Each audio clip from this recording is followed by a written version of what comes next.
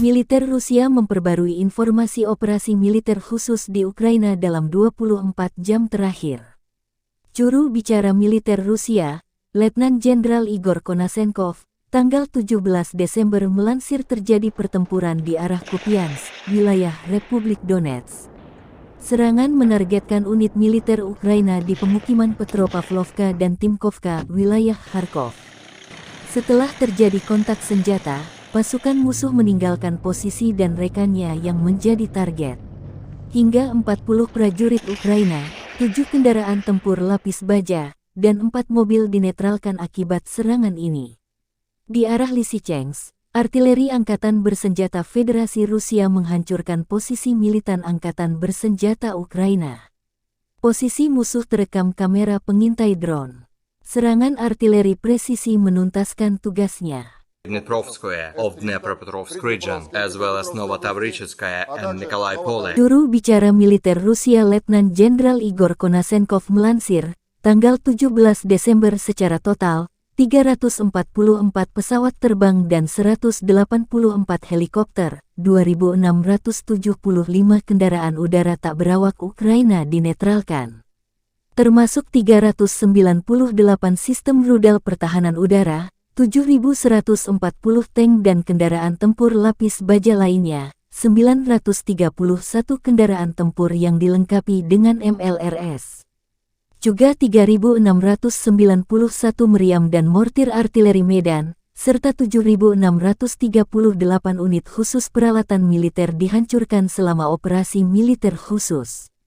Laporan terpisah dari Kiev, Kementerian Pertahanan Ukraina melansir 420 prajurit Rusia tewas dalam 24 jam terakhir.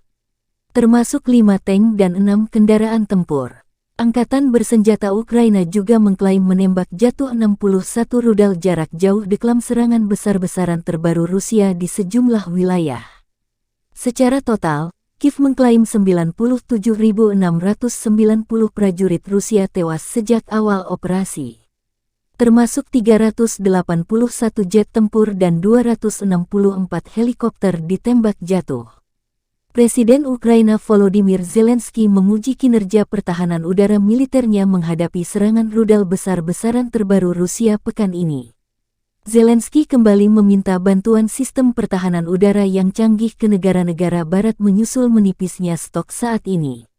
Konflik Rusia dan Ukraina memasuki bulan ke-10. Belum ada tanda-tanda perdamaian. Air defense systems and combat aircraft. Anything to repel Russian forces and stop their war crimes. Artillery 155 millimeters.